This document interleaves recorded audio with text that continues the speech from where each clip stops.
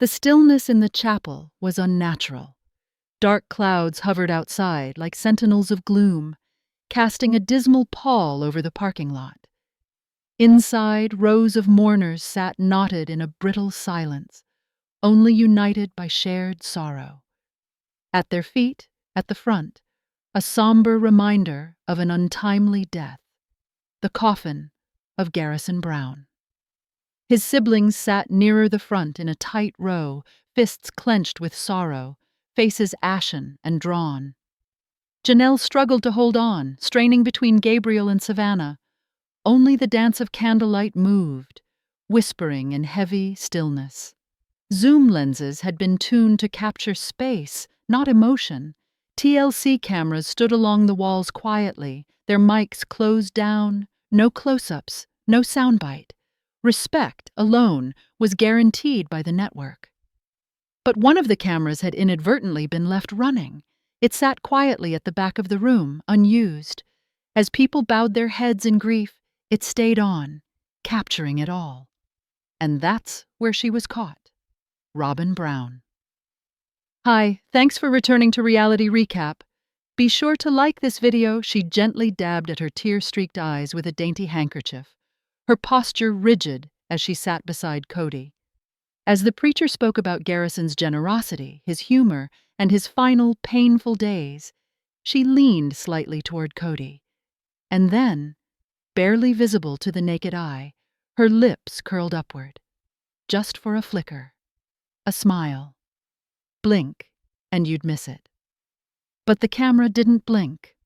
It saw it, frame by frame. Weeks later, Christine and Janelle sat in a somber conference room at TLC headquarters. Producers called them in for a storyboarding session on Season 2, but tension filled the air. A pale-faced editor walked in with a laptop. The head producer leaned forward and spoke softly. "We have something to show you." Christine furrowed her brow. "What is it?" she asked. The screen lit up. The smirk was performed in plain view.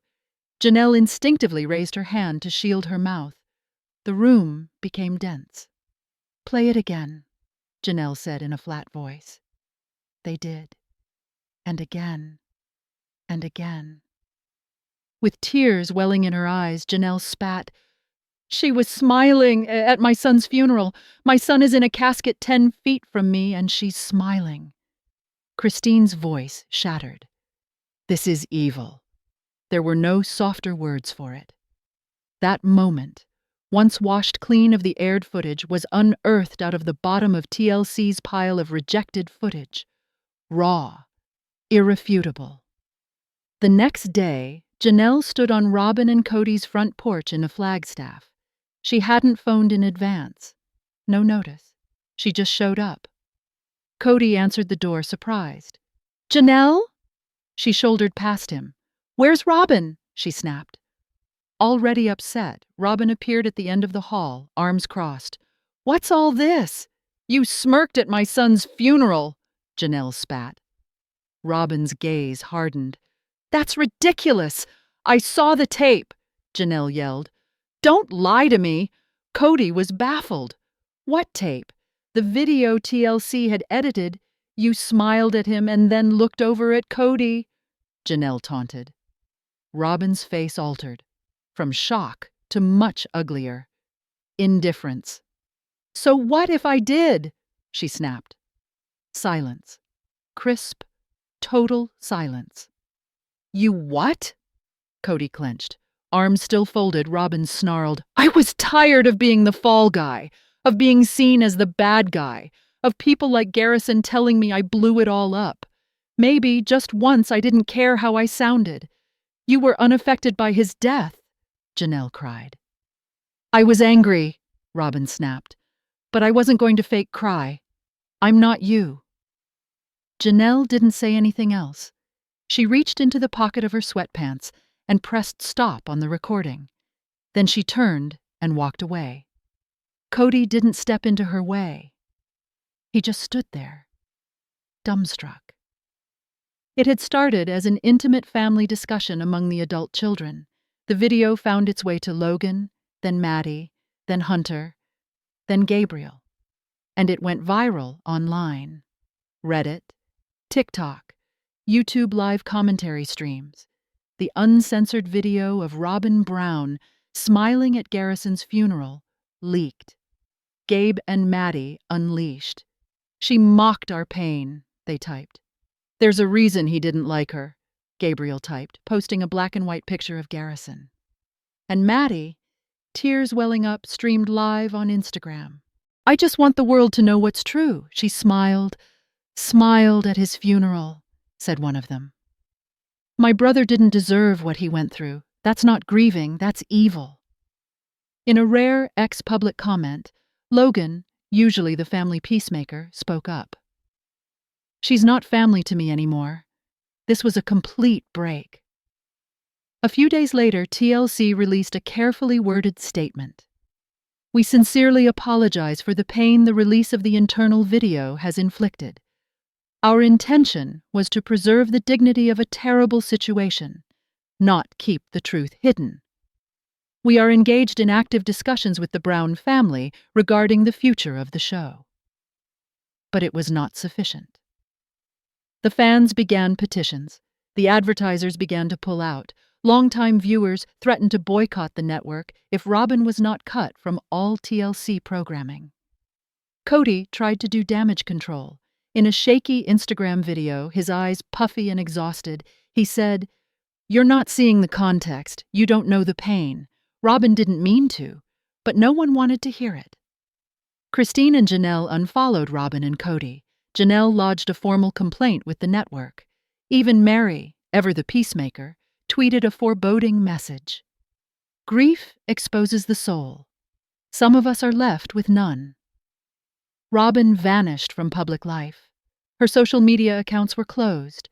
In the weeks that followed, she was spotted just once, wearing sunglasses, clinging to Kody's arm, being rushed into a courthouse. Rumors swirled, gag orders, lawsuits, broken contracts. The damage couldn't be undone. In the Brown family, all was irretrievably broken. Kody's older children weren't just hurt by the smirk. They were shattered by everything it represented. Years of emotional manipulation, overt favoritism, and being pushed to the periphery. Robyn was the antagonist in their minds, and Garrison's funeral, a day of mourning and unity, had brought on the final collapse. It all, everything, was exposed in an instant. A little, smug smile. Too brief for most to notice. Too true for anyone to ignore. And sister wives would never be the same again. There was heft to the quiet in the home.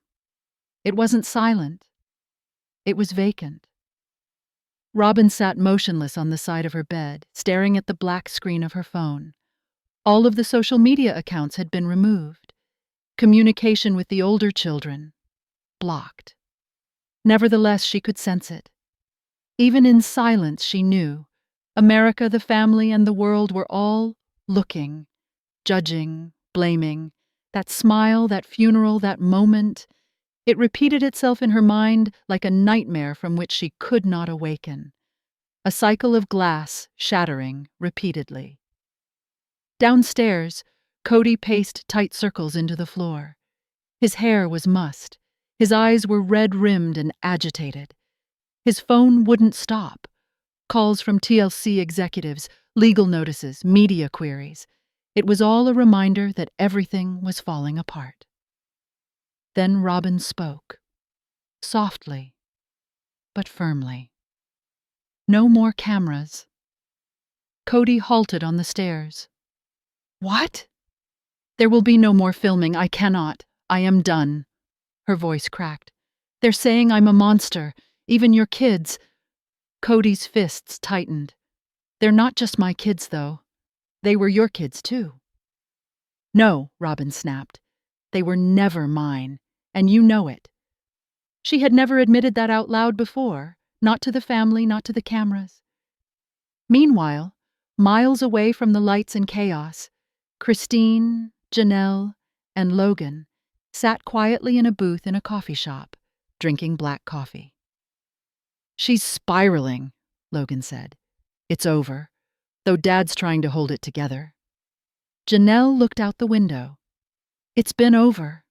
This just sealed it. Christine leaned over the table. We need to talk to TLC together. We end this on our terms. Logan nodded. You think the others will follow along? They already have, Janelle said. Savannah, Gabe, Maddie, even Hunter. They're tired. They just want the truth out there. No spin, no edits, just the truth. One last season, Christine said. No Robyn. And if Kody won't be a part of it honestly, then it's just us. Our healing. Days blurred together. Robyn didn't leave the house. She wouldn't film. TLC sent therapists, lawyers, even offered her a crisis PR rep. She rejected them all. And then a knock on the door. But not a producer, not a relative, a court-appointed counselor.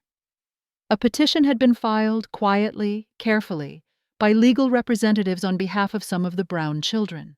The petition accused Robyn of emotional misconduct.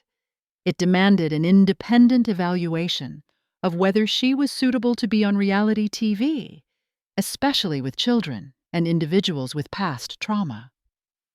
Robyn's hands trembled as she scrolled through the court documents. This is insane, she breathed. It wasn't insane. It was inevitable. Her response? She shut down. Completely. Within 48 hours, TLC formally notified, Robyn Brown would no longer appear on Sister Wives. No more taped confessionals. No more promotional material. She was finished. And with that, Kody Brown's solitude began. Kody flailed on camera without Robyn by his side.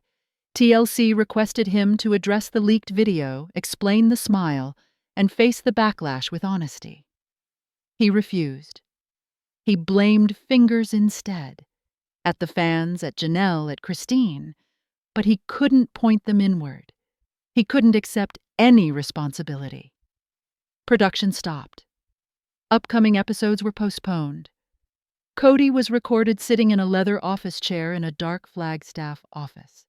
The room was dark, the mood darker. I gave up everything I had for this family, he said to the camera. I bled for them.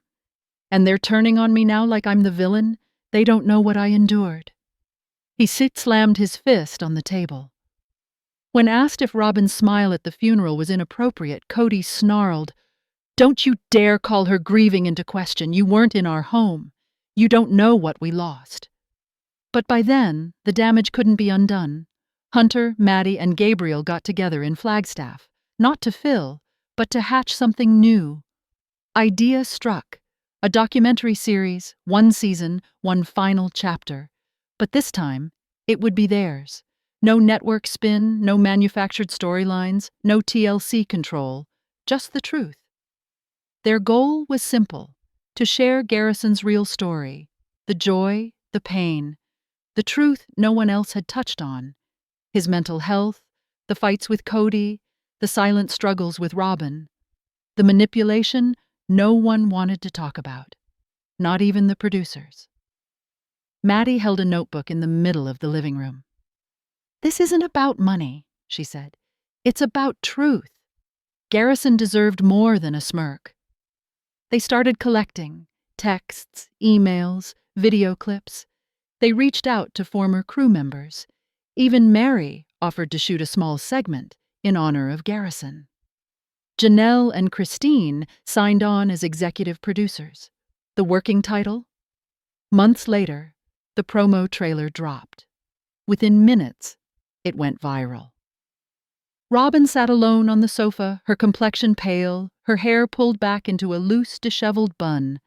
It was over a week now since she'd last set eyes on Kody. In the middle of a blazing row, he'd stormed out and never come back.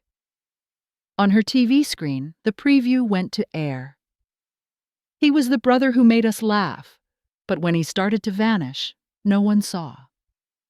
I still have the last voicemail he ever left me.